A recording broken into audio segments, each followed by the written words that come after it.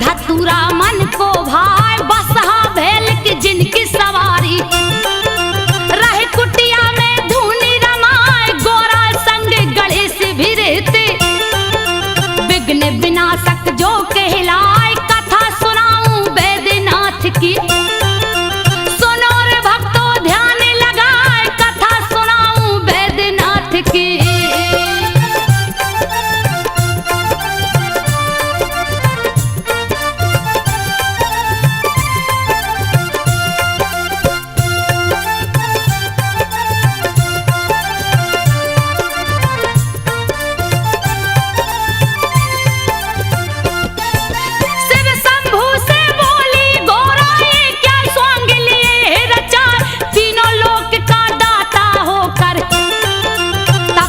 कालिया भेष बनाए सुन के उल्हना तब गोरा की सोने का महल दिया बनवाए गृह प्रवेश करने को शिव जी विश्वेश्वर को लिया बुलाए रावण जिसका बेटा लगता के कसी जिसकी पत्नी कहाए विश्वेश्वर के संग के कसी स्वर महल में गई समाए पूजा का जब हुआ समापन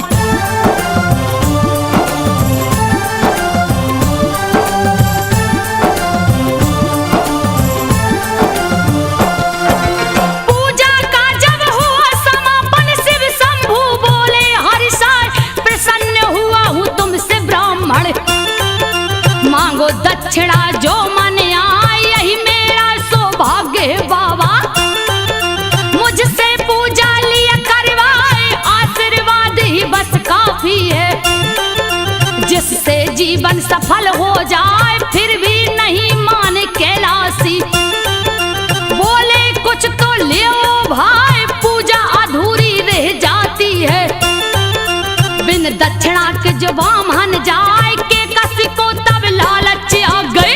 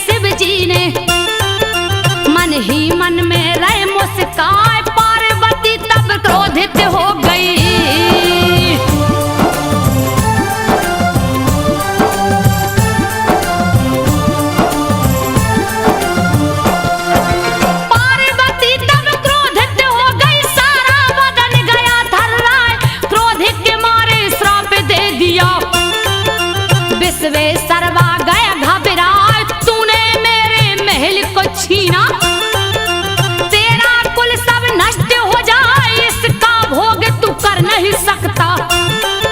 चैन न इसमें लेने पाए के कसी रावण को उकसाई। शिव को लाओ लंका उठाए, पार्वती ने श्राप दिया है। बचने का नहीं दूजा उपाय, जा बेटा कैलाशी को लाओ।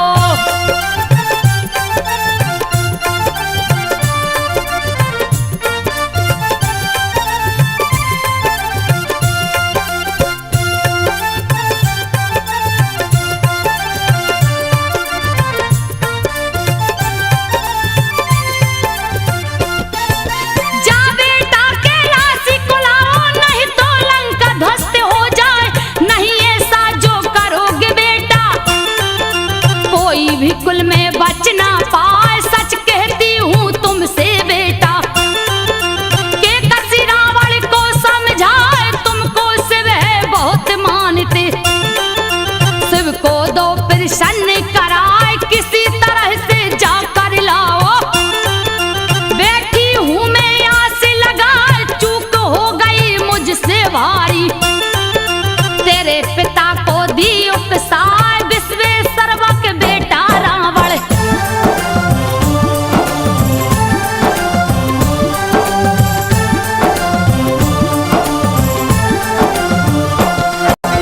विश्वेश्वरवा का बेटा रावण, जिसकी भक्ति कहीं न जाए।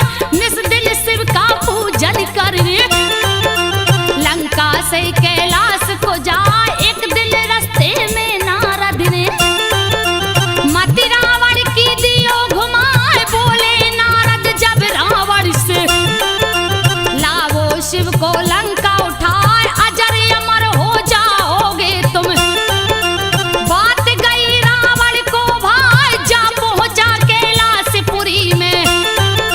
शिव शंभू का ध्यान लगाए, शिव शंभू थे ध्यान मगन में।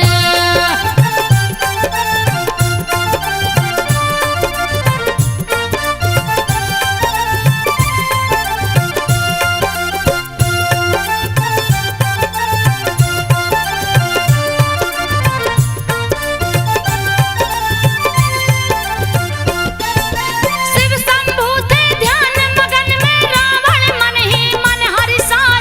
ऐसा मौका नहीं मिलेगा, क्यों ना लूं कैलाश उठाए। रखूंगा जाकर लंकापुरी में, फिर शिव जी को दूंगा जगाए। सोच के ऐसा सब रावण ने कैलाश पर्वत लिया उठाए। हिला कैलाश ओ शिव जी डोले, दिया रावण ने हाथ लगाए। ध्यान भंग हुआ शिव शंभू का, तब जंघा से दियो दबाए। दब गया दोनों भुजा रावण का।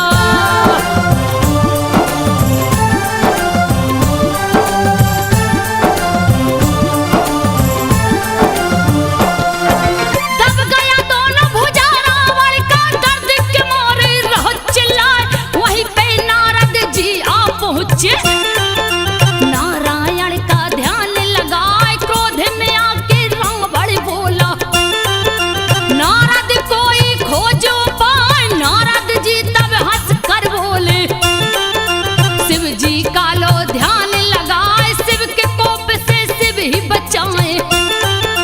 दूजा नहीं है कोई उपाय, कैसे करूं मैं पूजा शिव का। दोनों हाथ फंसा मेरे हाय, पूजा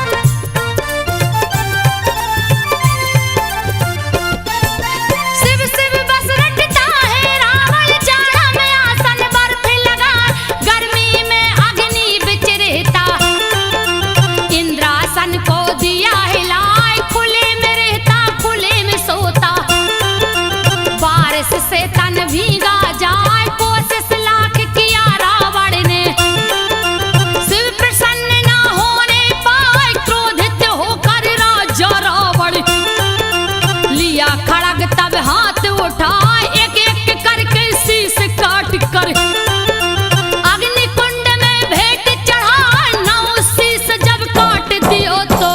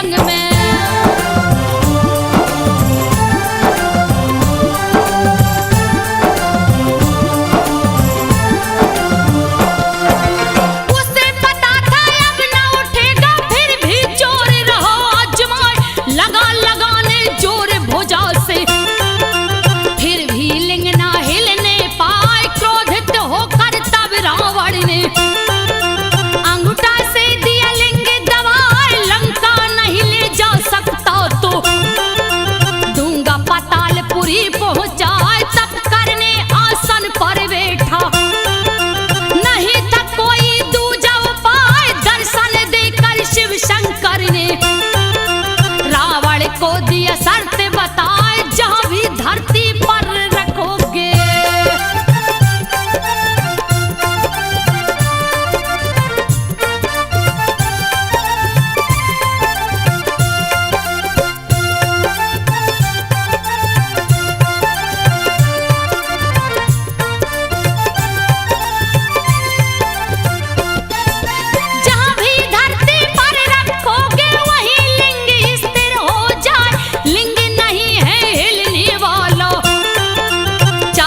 जितना जोर लगा लौट जाओ अब लंका रावण। दूजा नहीं है कोई उपाय, मेरी आराधना जहां करोगे मन वांछित वर प्राप्त हो जाए। रावण लौट गया लंका को, सारे देवता गए हर्षाए। शिवलिंग को स्थापित करके बैजू को दिए भक्त बनाए। देवता गण बैजू से बोले,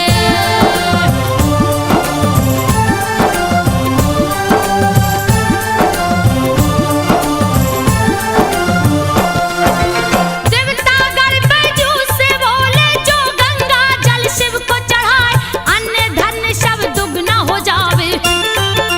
तेरी गैया दुगनी हो जाए, निस दिन बैजू पूजा करता।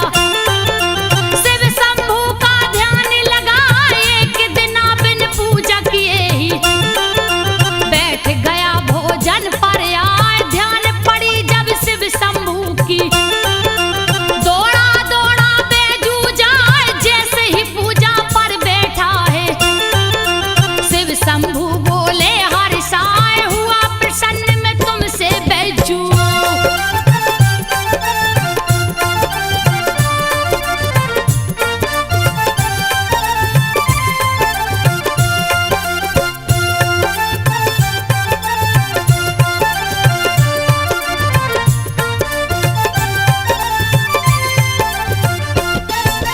हुआ प्रसन्न मैं तुमसे बैजू, मांगो वर जो दिल में आए।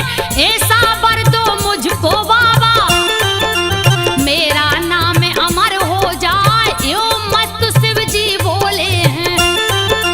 बैजू मन ही मन मुस्काए, पहले बैजू नाम तुम्हारा, पीछे नाम मेरा जुड़ जाए। युग युग तक यह पावन धरती बैजनाथ का धाम कहा है। होनी तो होकर रहती है, लेख कर्म का मेट न पाए। राज छिपा एक और है इसमें,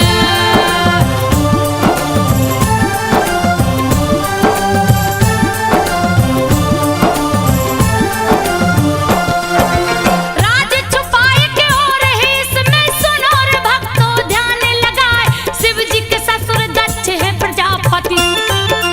यज्ञ दिया है शुरू करवाए, नर किन्नर गंधर्व देवता सबको न्योता दिया पठाए। नहीं निमंत्रण शिव को भेजा, ए अपमान सहा नहीं जाए। शिव शंभू से सती ने बोला, चलिए यज्ञ को देखा जाए। बिना निमंत्रण में नहीं जाऊं।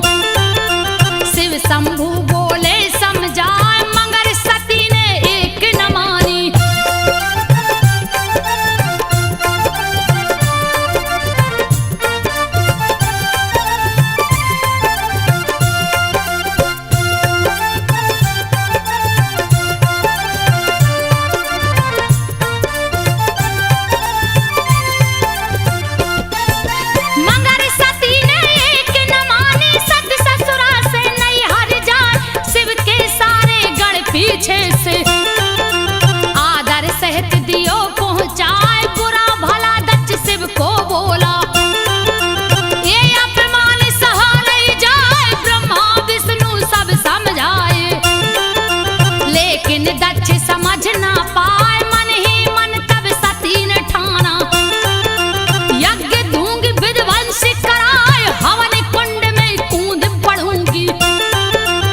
इस तन को अब दूंगी जलाए, कूद पड़ी तब हवन कुंड में।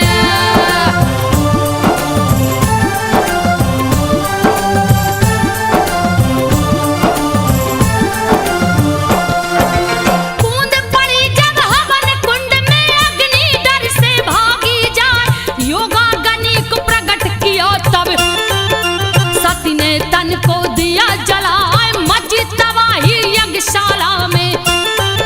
शिवगण दिए उत्पात मचाए, नारद आकर शिव शंभू को समाचार सब दियो सुनाए, वीरभद्र और महाकाली को दियो जटा से प्रकट कराए, वीरभद्र और महाकाली को शिव जी दल बल सहित पठाए, यज्ञशाला रणभूमि बन गई।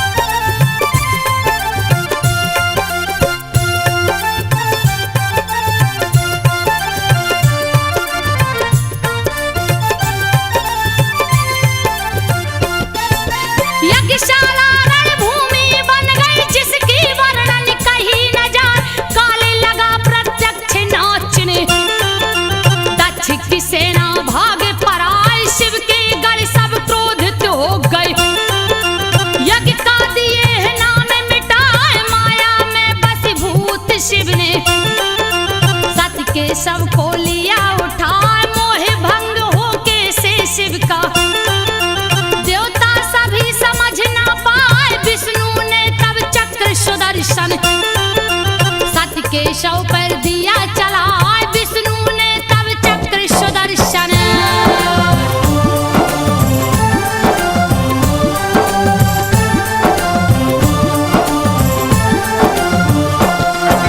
शिव ने सती के सबको देखा, हाथ लिए त्रिशूल उठाए, रुद्र रूप देख शिव शंभू का मन ही मन सब देव घबराए, करने लगे जब तांडव शिव जी, पल में लागे प्रलय हो जाए, कप गई धरती कप गए अंबर, सबकी बुद्धि गई हेराए, हाहाकार मचा तीन लोक में, कब क्या होगा कहा न जाए, क्षीर सागर सब देवगढ़ पहुंचे, विष्णु थे जहां ध्यान लगाए, मोह भंग कीजे शिव शंभू का।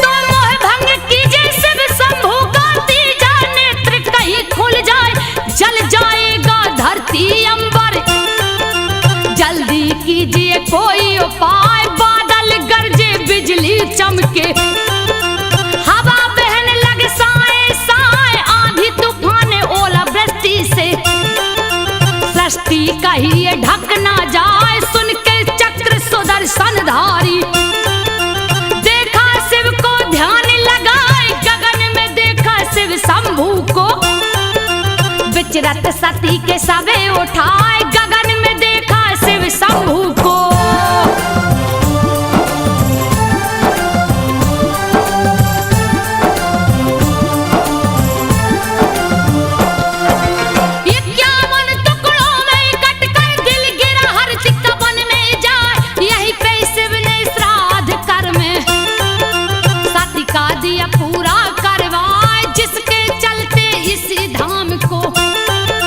चिंता भूमि भी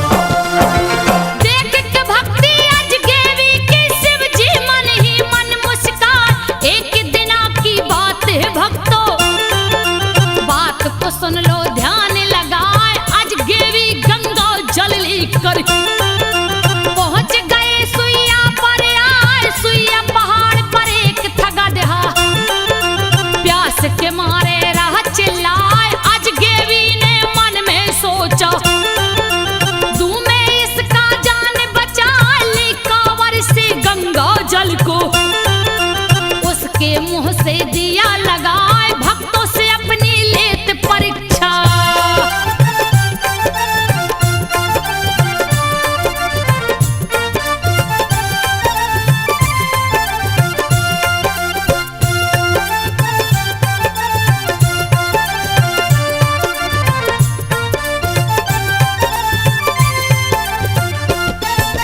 भक्तों से अपनी लेत परीक्षा, शिव शंभू तब हुए सहाय।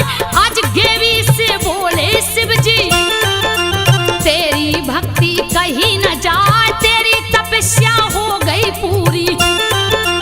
वर मांगो जो मन में आए, मैं क्या मांगू हे शिव शंभू। धन्य भाग जो दरस दिखाए, दिए वर है फिर आज गेवी को। तू आज गेवी नाथ कहाँ, अपरंपार है शिव की महिमा। सुनो रे भक्तों ध्यान लगाए, अपरंपार है शिव की महिमा।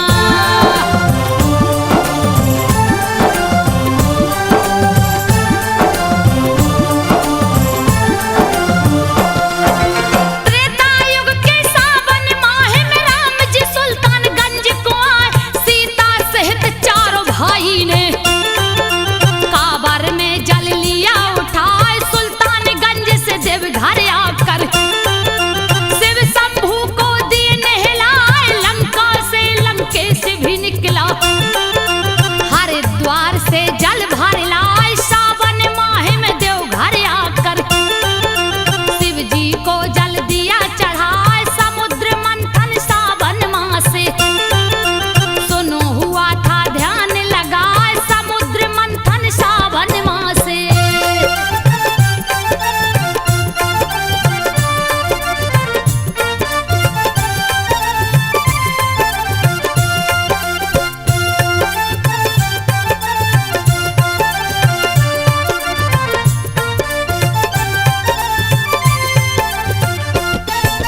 चौदह रत्न निकल कर आया, जिसमें 13 गया बता। 14 में मैं विष निकला था, जिसे देख सब गए थर्राए। तब शिव जी ने विष को उठाकर अपने मुंह से लिया लगाए। सावन में विष पान किए शिव, जिसकी गर्मी सही न जाए, उनकी गर्मी शांत करन को। सावन में जल सभी चढ़ाए, शुरू हुई कांवर की परंपरा। जिसको सारा जग अपना, जो भी चढ़ाता जल है शिव को।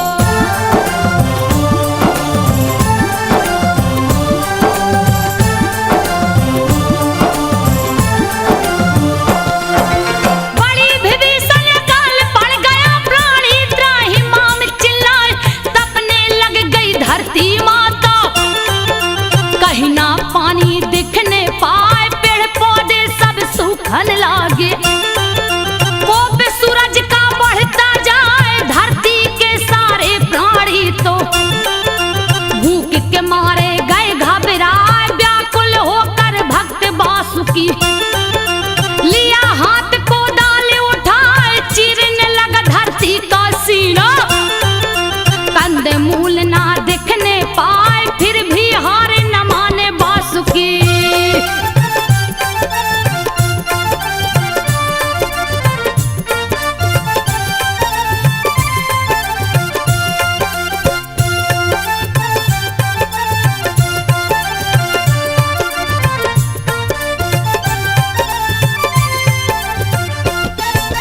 फिर भी हार न माने वासुकी, धरती का सीना चिरता जाए। खून से लटपट हुआ कुदाली, शिवलिंग से गए हैं टकरा। एक टकरा निहार वासुकी, खून को देख गया घबरा। चूक हुआ मुझसे ये कैसा, मन ही मन वह रहा डरा। लगता है कोई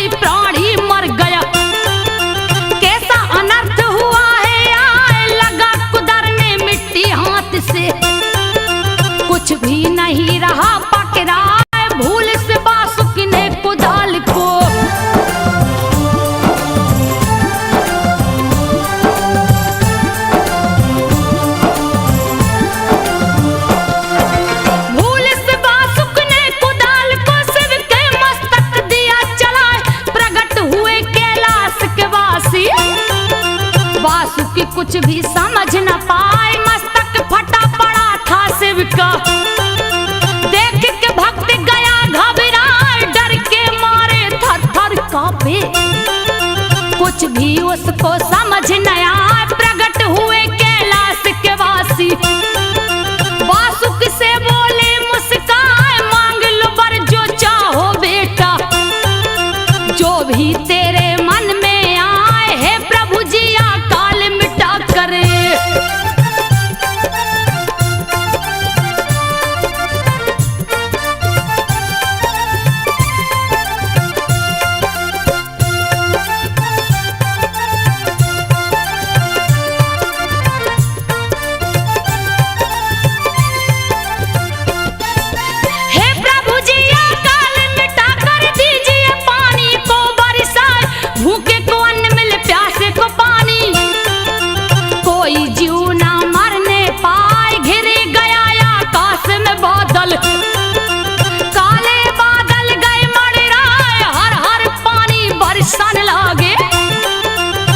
जंतु सब गए हर साय, शिव शंभु वासुकी से बोले, यहाँ 2 मंदिर मुख्य बनाए, नित प्रति मेरी पूजा करना।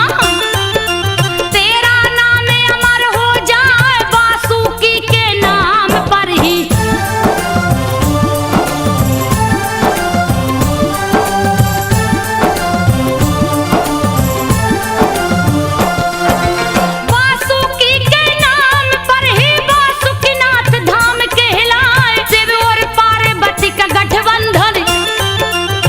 शिवरात्रि को हो जाए, शस्त्रों की पूजा भी इस दिन ही करते हैं सब पंडाया।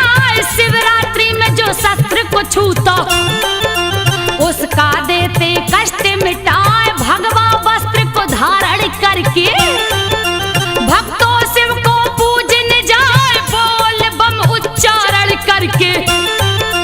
नंगे पांव कंवरिया जाए, इस मंत्र के उच्चारण से।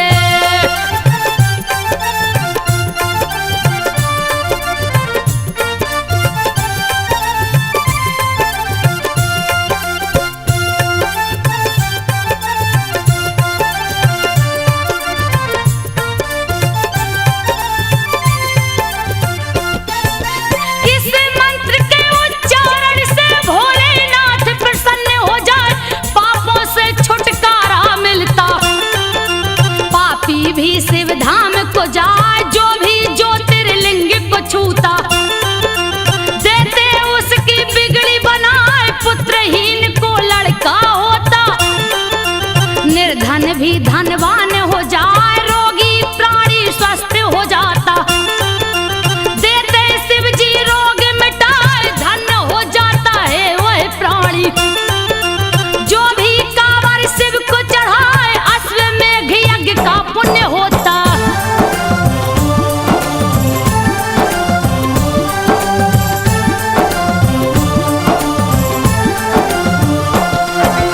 अश्वमेघ यज्ञ पुण्य होता, बोल बम जो कहता जाए, शिव के संग ब्रह्मा विष्णु भी बोल बम से खुश हो जाए। ओम नमः शिवाय भी शिव का पंचाक्षरी मंत्र कहलाए, अश्वनी कुमार बीमार पड़ गए, सारे देवता गए घबराए, लाखों वेदा देख के हारे, फिर भी स्वस्थ न होने पाए, वेद खुद ही रोगी हो गया।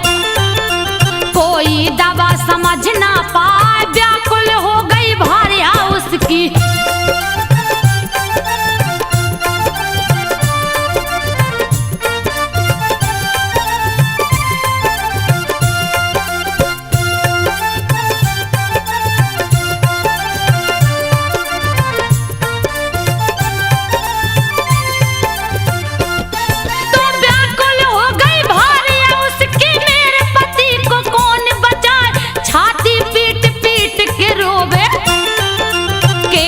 धुन के रही चिल्लाए, जा पहुंची बैद्यनाथ धाम को। शिव जी आसन जहां लगाए, सर को झुका के शिव से बोली, लीजिए पति की जान बचा, थक हार गई